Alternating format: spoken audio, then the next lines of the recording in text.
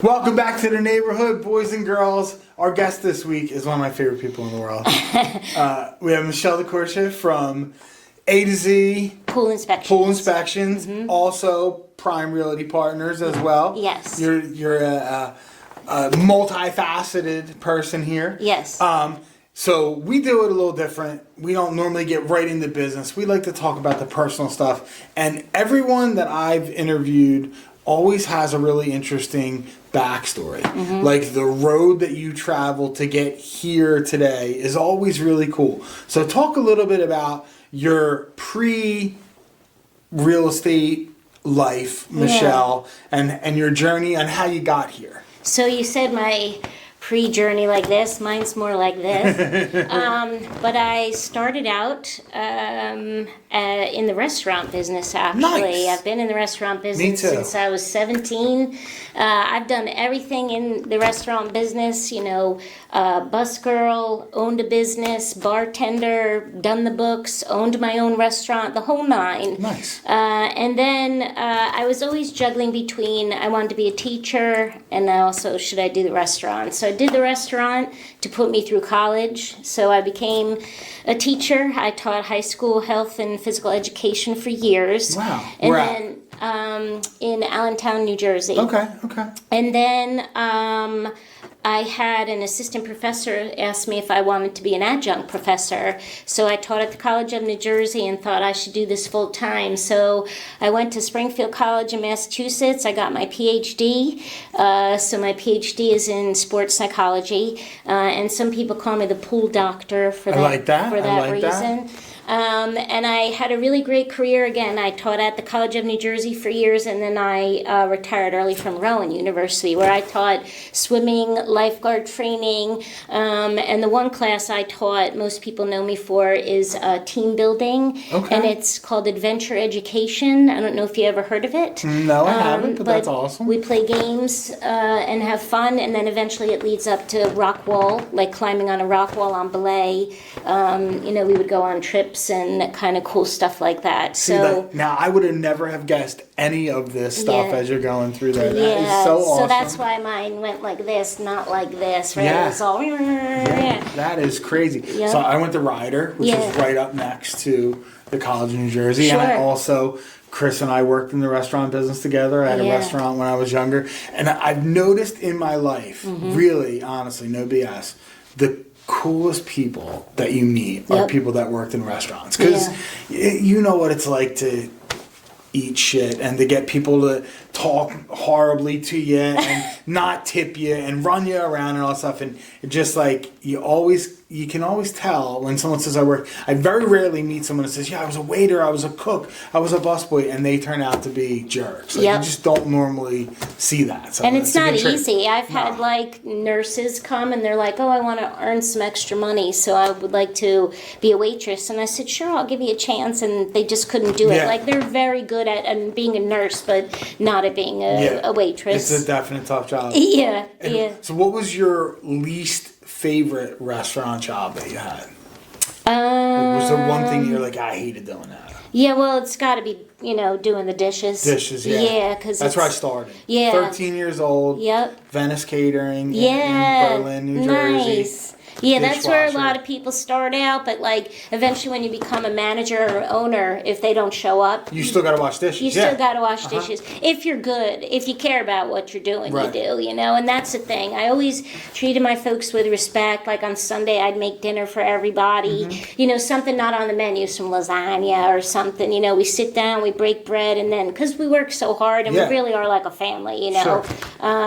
Restaurant business is love-hate. And it's 365. Yes, 7, it's not love-hate for me. It's hate. Yeah. It's hate. I will never get back. No. Me I've been neither. approached 10 or 15 times in the past 20 years since I've been out of it. Yeah. And I'm like, no desire. I don't want to be a consultant. Nope. I don't want to be an investor. Nope. I don't want to be a menu planner. I'm with you. Not at all. Been there, done that. I don't want to own a bar. No. Nothing. No. I'll go to a restaurant. Every 2 years, my buddy Danny from Danny's Pizza Pizzazz around the corner from my house, he lets me come in and make a pizza. Nice. That's all I want. I want to just come in, make a pizza, get back there, spin it around, throw it on the peel, put it in there, take it, and I'm done. I never want to go back. I don't get any desire to do Jim, it. true or false, so when you go out to eat, don't you appreciate it so much more because I enjoy weird. being waited on? I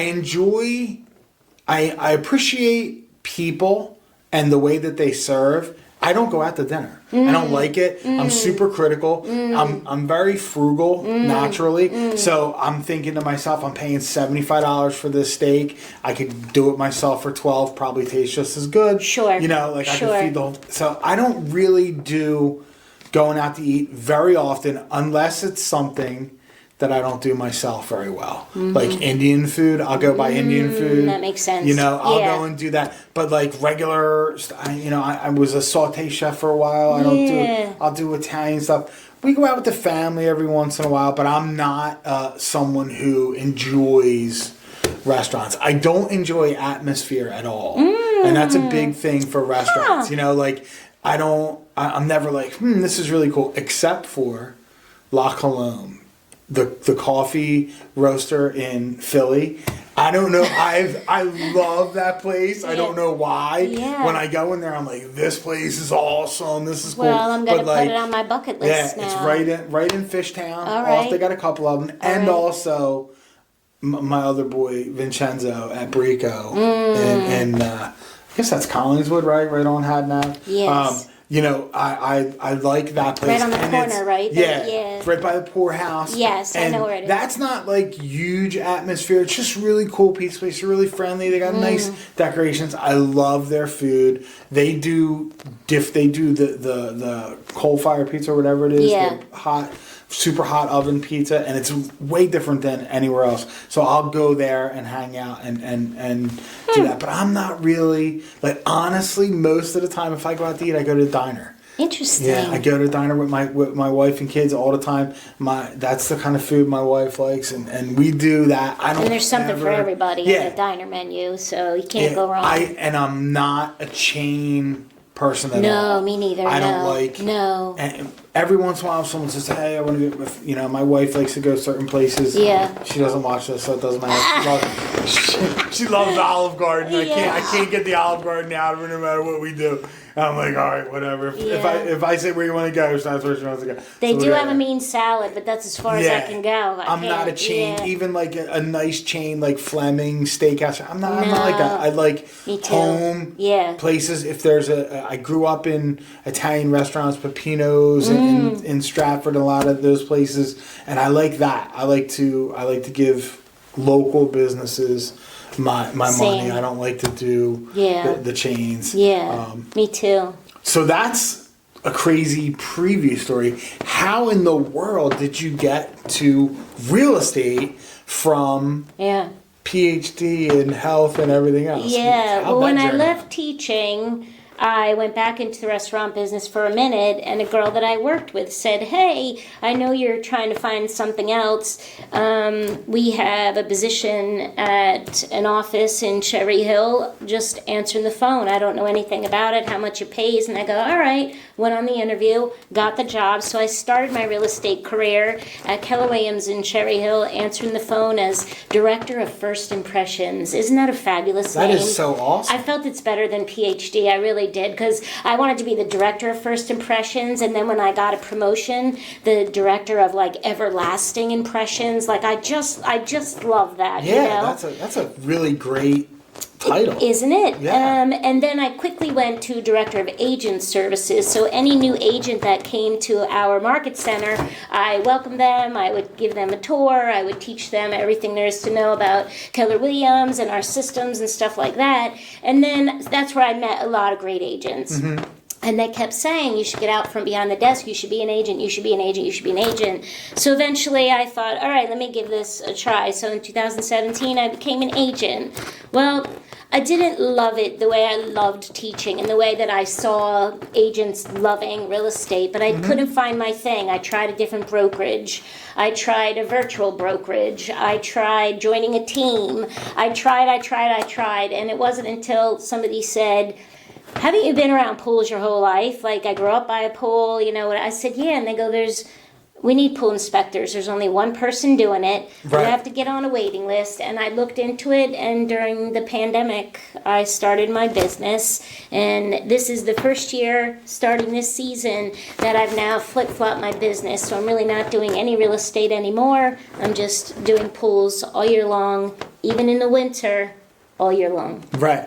I remember having a conversation with you right about the time, because one of the girls that worked here was friendly with you. Yes. And we were talking about Yeah. about things, and you were telling me about the pool stuff, and you were like, there's just nobody that does it, and I really enjoy it. And I was like, man, I haven't felt like that. I mean, I like my job. Yeah. But I never wake up in the morning and go, mortgages. You know what I mean? Like, I that's do. That's never the thing anymore. Yeah. My tagline is, it's a great day for a pool inspection, because at Keller Williams, I had to answer the phone. It's a great day at Keller Williams. So that's my homage to starting out in the real estate business. But it really is a great day to be by a pool. I see Always. incredible. Oh yeah, all winter, rain. I don't care what the weather is. I'm there doing the pool inspection. The only time I can't is if it's thunder and lightning. But other than that, I can do the pool inspection all year long. I just love it. Nice. I do. Yeah. Now, in this part of Jersey, are there the really cool pools that you see on TV, like the ones that look like they're running off the edge? What are they called? Yeah. The platform pools or whatever. Yep. You see the waterfalls.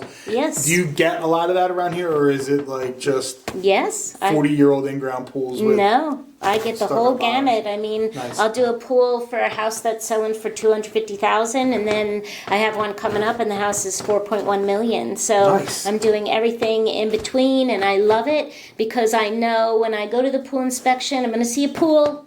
I'm going to see a filter and a pump, and then the rest is just let's see what's there. Right. You know, it's very exciting. I love it. What is one common mistake that pool owners make that winds up costing them money all the time? Ooh, costing them money.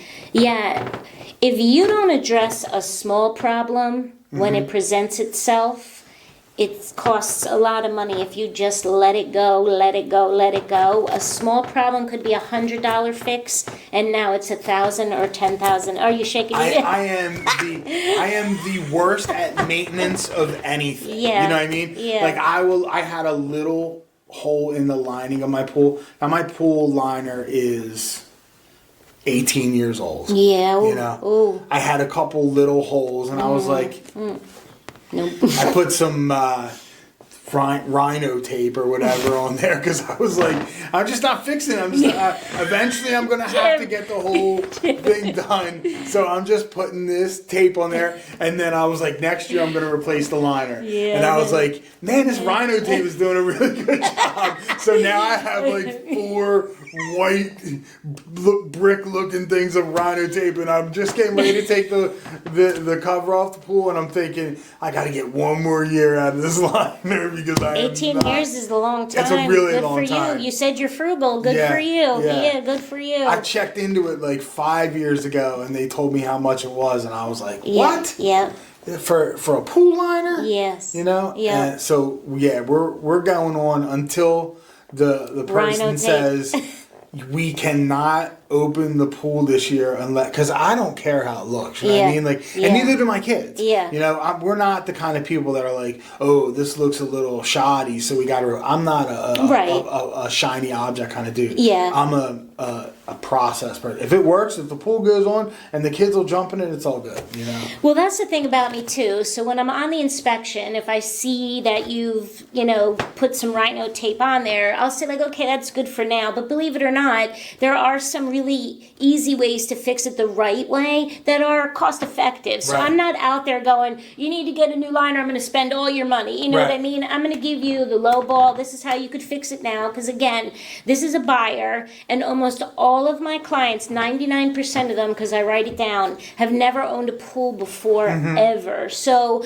I like this because I finally get to educate still, because I'm really a teacher at heart. So I'm educating the buyer as we're doing the pool inspection, and I'm telling them this is the standard. But if you want a quick fix, couple dollars here, fix Right. it, get through the summer, do what you got to do. But at some point, put a budget in place to get that liner that's 18 years old. Right.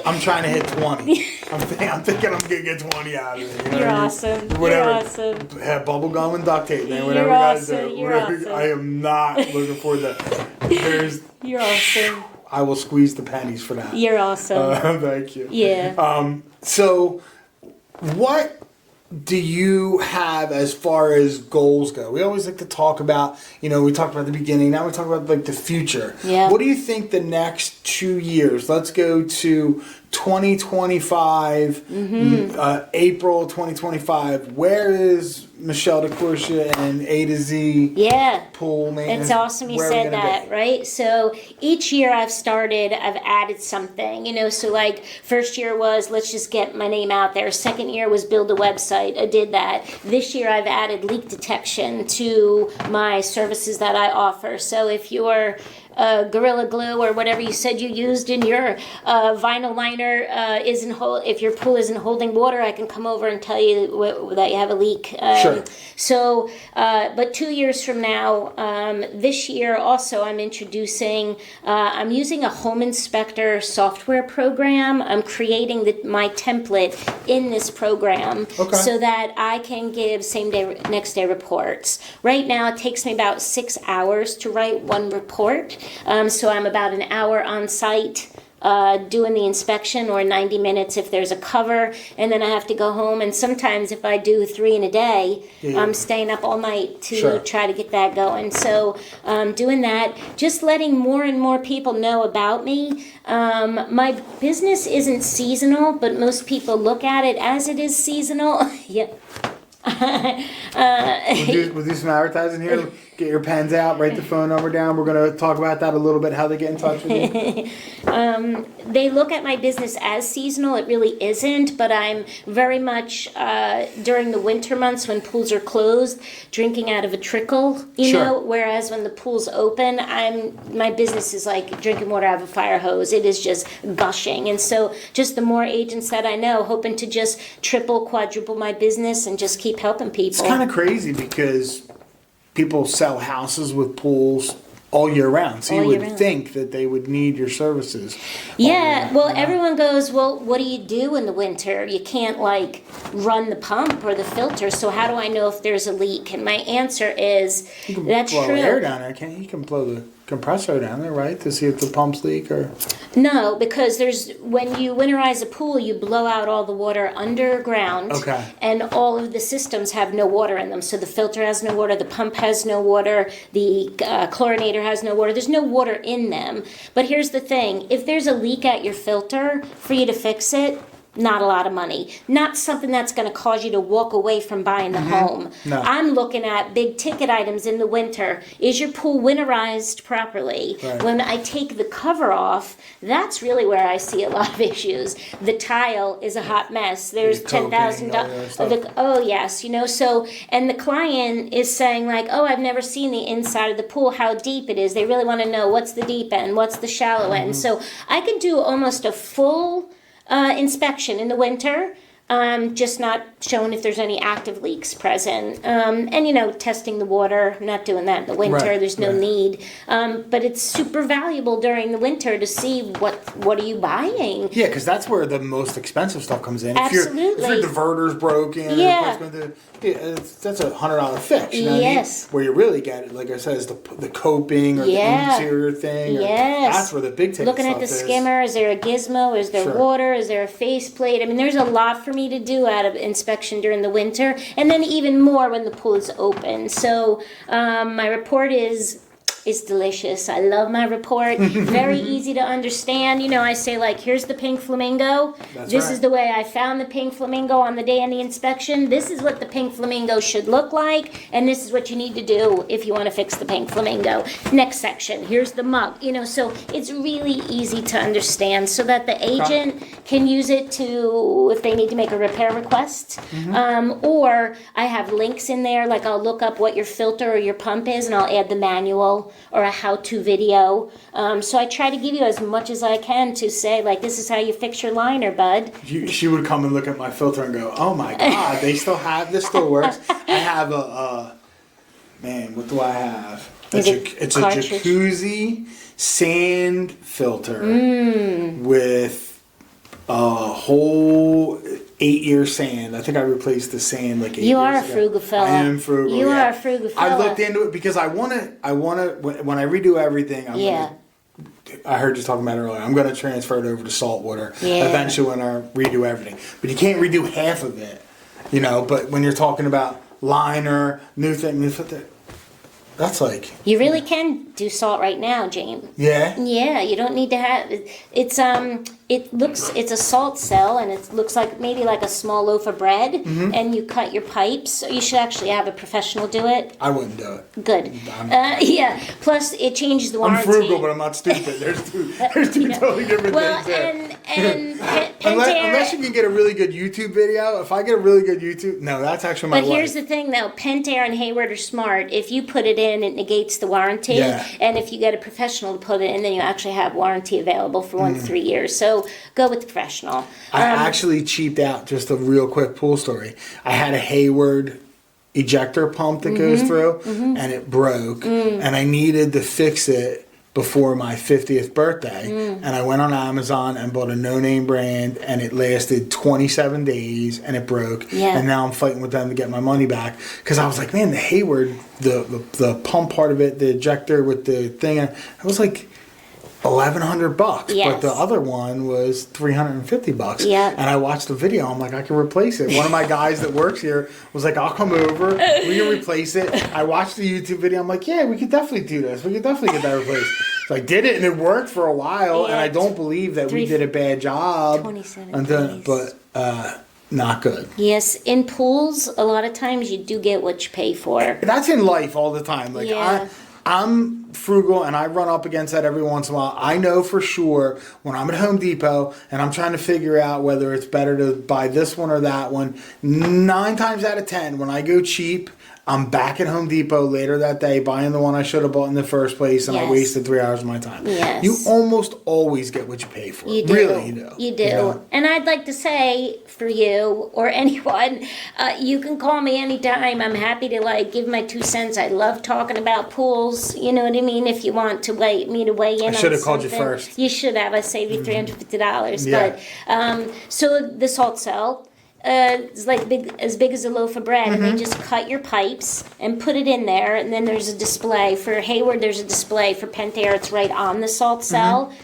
You're done with chlorine at that time because it's a salt chlorine generator. So, and literally you just add salt to your skimmer. It goes through your water, goes in through your pump and your filter, and when it goes through that cell, it regenerates salt. So really just once a summer, usually, you just have to add salt. It's table salt.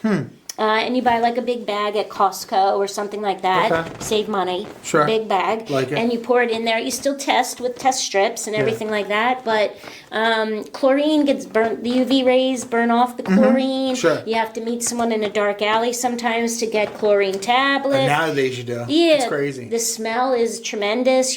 Plus they look like pucks, and kids like to touch them if they're not stored properly. Yeah. I was talking earlier that a lot of people store gasoline right next to their chlorine. Don't ever do that. That's a MacGyver explosion. That's a huge explosion. And they can just self-combust, by the way. So having a salt cell is wonderful. But it's initial expense like $1,000, $1,500, but you don't have to worry about chemicals. That's what you spend on chlorine almost. Exactly. Nowadays, it's crazy. And you don't have to. You just have to pour some salt in there. No smell, no must, no fuss. I highly recommend it. You can still keep your liner.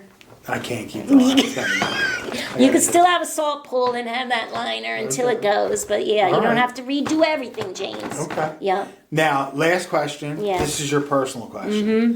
We won't go crazy personal. Yeah. Tomorrow morning, Yep. you wake up, you find out you won $2 million. What's the first thing you're buying with your $2 million winnings? My goodness. Wow. I'd probably take just a nice vacation. I love that answer. Yeah, I really do like the vacation, and this job really does allow me to do that. So I work really hard, 7 months, 8 months hard, and then the rest of the months are light. So like I have a trip planned for Greece in September. I'm jealous. Yeah, so I'm just trying to, at this phase of my life, kind of slow down. I love working. It's just kind of how I identify myself. So I would never, even with the 2 mil, I'd still do pools. Sure. I love it. I absolutely love it. But yeah, I think I'd take a really fancy trip. Like, yeah. Like one of those, Turks and Caicos where like you're in one of them huts. Oh, really? And then, yeah. I thought you were going to go like ancient, like, you're saying Greece already. I thought you were thinking Egypt, go some tombs and some pyramids now. No, I want to You're going to islands? Oh yeah, I want one of those. Like you ever see like you open your window, your door, and then there's like a slide, and you slide out into. No, I grew up in Point Pleasant Beach, down by the shore, So I love the beach. I love relaxing, like that, feeling the sand and the smell of the sea and all that just really gives me peace. I like that. Yeah. So I like to have 2 trips. One is a relaxed one, and one is like Greece to go see historical stuff. Yeah. Awesome, Michelle. Thank you so much for coming by. Thank you. We'll be back with the next guest on Mr. Mortgage's Neighborhood.